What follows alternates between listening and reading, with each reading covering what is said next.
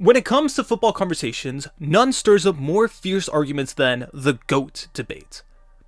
Everyone has their pick, and the arguments can last for hours, often impossible to prove who is right or wrong. We all agree that anyone calling Anthony the GOAT is either a clown or needs their head examined. Instead of trying to crown just one GOAT, we've built a full squad of them. Who is the GOAT in every position? Goalkeeper, Lev Yashin, honorary mention, Iker Casillas. Let's start with the guy who literally changed what it meant to be a goalkeeper, Lev Yashin. If you look at his career today, a man who played his entire life at Dynamo Moscow might not scream GOAT.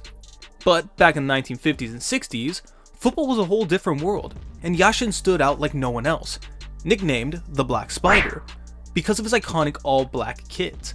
He became a nightmare for strikers. His arms and legs seemed to appear from nowhere. Yashin wasn't just a shot stopper, he reinvented the role. He would come flying off his line to close down attackers, claim crosses, and even start counterattacks. These attributes sound normal for a modern day goalkeeper, but they were revolutionary in his era. His reflexes were jaw-dropping, helping him rack up over 270 clean sheets, and he holds the record for saving more than 150 penalties, which is almost unfair to the penalty takers. While Iker Casillas deserves his flowers as the modern benchmark, captaining Spain to 2 Euros and a World Cup, plus a glittering Real Madrid career, Yashin still stands alone. He remains the only goalkeeper ever to win the Ballon d'Or in 1963. That fact alone tells you everything about his legacy. Right back, Dani Alves. Honorary mention, Cafu. Right backs have always had it tough, often overshadowed by flashier attackers. But when you talk about the GOAT in this role, there's really one name, Dani Alves. Brazil has been a factory of legendary right backs. Djalma Santos, Carlos Alberto, Cafu, and Cafu in particular deserves his honorary mentions for captaining Brazil to World Cup glory. But Alves took things to an entirely new dimension. At Barcelona, he wasn't just defending, he was practically a playmaker.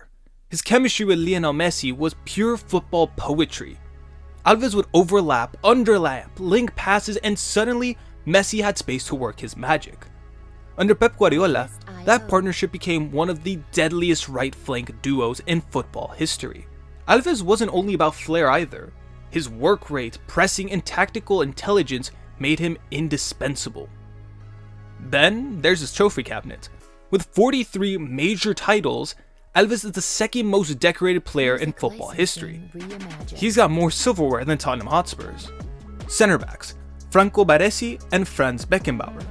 Honorable mentions, Bobby Moore and Alessandro Nesta. Italy has produced a factory line of world-class defenders, but Franco Baresi was the crown jewel. Despite standing just 5 feet 8 inches, short for a center back, he dominated strikers twice his size. Baresi's secret weapon wasn't brute force, but his brain. His anticipation was so sharp that he often won the ball before strikers even realized they had it. He was hard in the tackle, strong in the air, and a master of positioning.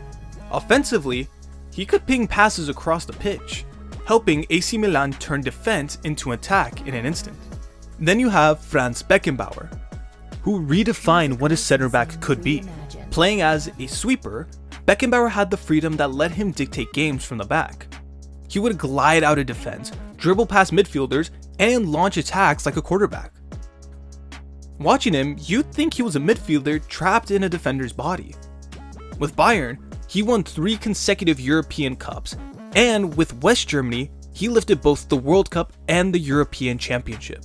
This GOAT center-back duo together give you the perfect blend of Italian defensive grit and German elegance. Left back, Roberto Carlos. Honorary mention, Paolo Maldini. When it comes to left backs, only one man can make defenders look like sprinters in quicksand and goalkeepers look like statues. Roberto Carlos. His overlapping runs for Real Madrid were like freight trains. You knew they were coming, and you still couldn't stop them.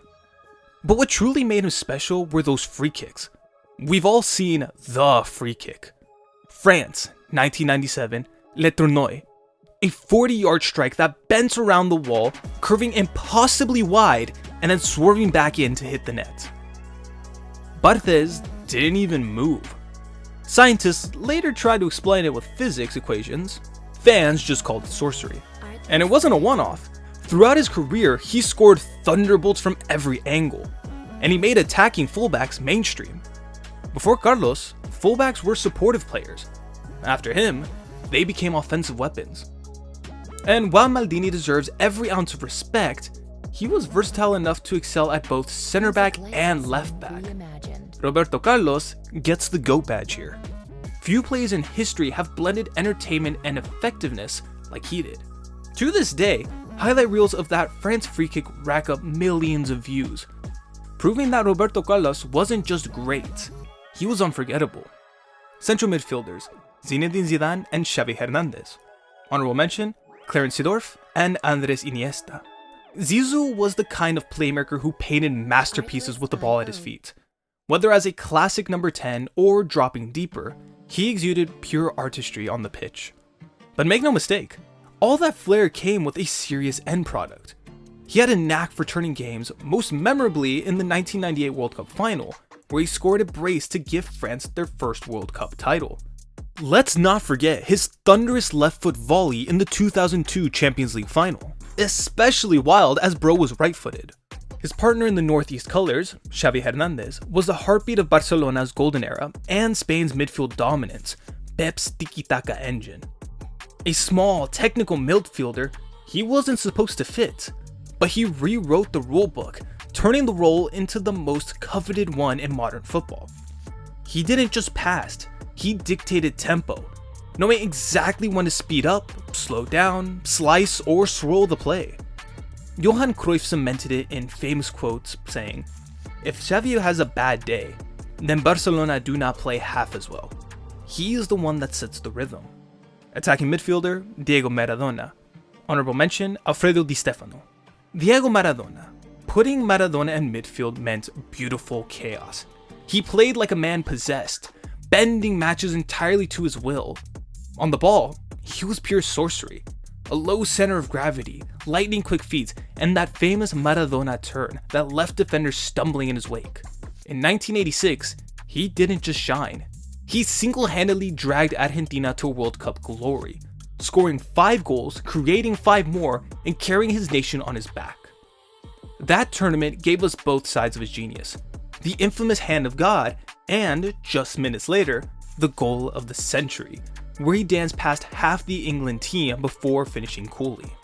At club level, he pulled off another miracle at Napoli, winning 2 Serie A titles for a club that had never dreamed of such success. Sure, his life was turbulent, with controversies like the 1994 doping scandal casting shadows, but those don't erase his brilliance. Maradona to many is one of the greatest ever to lace up boots. Right wing, Lionel Messi. Honorable mention, Garrincha. Messi may drift across the front line, but it's from the right wing he's caused the most damage to defenders for nearly 2 decades. Calling him just a right-sided forward is almost unfair. He's been a dribbler, a playmaker, a goal-scoring machine, and the heartbeat of every team he's graced. With over 879 career goals and 368 assists, he's not just prolific, he's consistently achieved a level of success that football has never seen. And then there are the trophies. Messi is the most decorated player in football history, with 46 major trophies. More silverware than giants like Chelsea, Manchester City, Atletico Madrid, and Tottenham have ever won as clubs. He's lifted everything. Champions League, league titles in Spain, France, and now the US, Copa Americas, the Finalissima, and the crown jewel, the World Cup in 2022. The one trophy that finally silenced every critic. What set him apart isn't just numbers, it's the artistry. His dribbling makes defenders look like training cones, his passing carves open games like a surgeon, and his decision making is almost supernatural. 3 Ballon d'Ors once seemed untouchable. He now has 8, stretching the limits of greatness. Let's be real, Messi isn't just the GOAT of this position. He might be the GOAT of all GOATs. Left wing, Cristiano Ronaldo. Honorable mention, Johan Cruyff. Cristiano burst onto the scene at Manchester United as a dazzling left winger, all stepovers, flicks, and tricks. More entertainer than finisher. But he sharpened his game. moving closer to the goal and reinventing himself as a prolific center forward. That transformation turned him into one of the deadliest goal scorers in football. The numbers speak for themselves: 930 career goals and 257 assists, still scoring relentlessly at 40 years old, and openly chasing the mythical 1,000 goal mark. He's won 6 Ballon d'Ors, cementing his place in the GOAT debate. His leap and heading ability are legendary, his right foot is a weapon, and his mentality sets him apart from almost everyone. Ronaldo isn't just about stats though, he's delivered in the biggest moments. Whether it's a Champions League final, a last-minute free kick for Portugal, or dragging his nation to the 2016 Euros. Physically elite, technically brilliant, and mentally indomitable, he remains the model of professionalism and longevity. Johan Cruyff deserves an honorable mention as a pioneer of the game.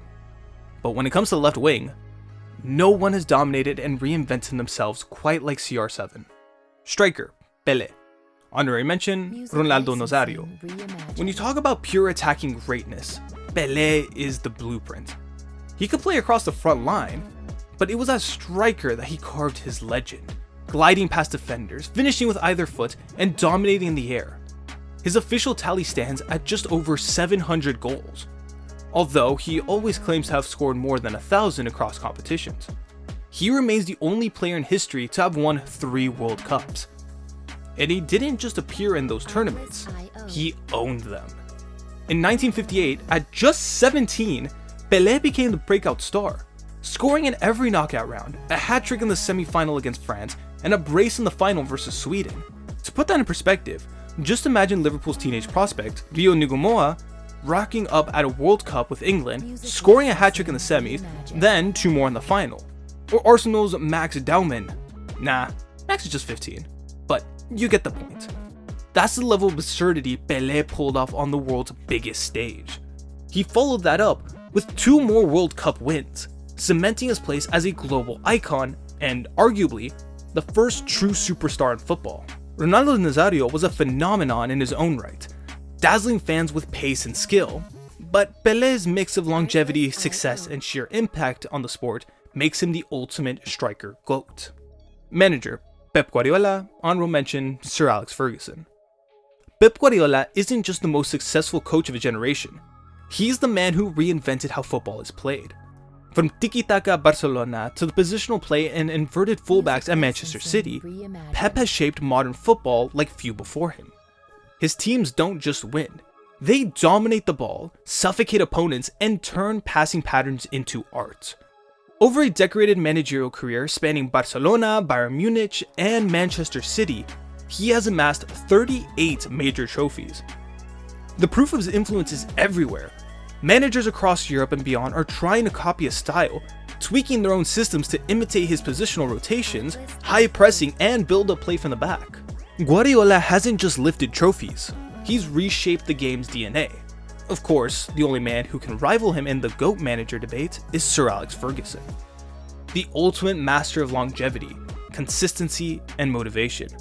With 49 titles, earned over an epic 39-year career, Ferguson's dynasty at Manchester United set the gold standard for success.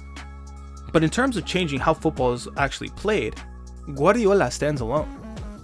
Who else should be considered a GOAT in their position? Share your thoughts in the comments section below. And don't forget to subscribe for more videos like this.